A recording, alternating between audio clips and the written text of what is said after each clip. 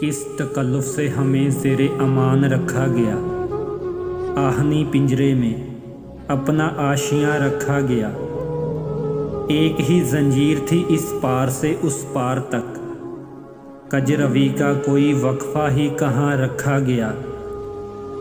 अब तो हम आपस में भी मिलते नहीं, खिलते नहीं। किस बला का खौफ अपने दरमियान रखा गया। उस किनारे कोई अपना मुंतज़िर हो या ना हो, ये भी क्या कम है कि इतना खुशगुमान रखा गया।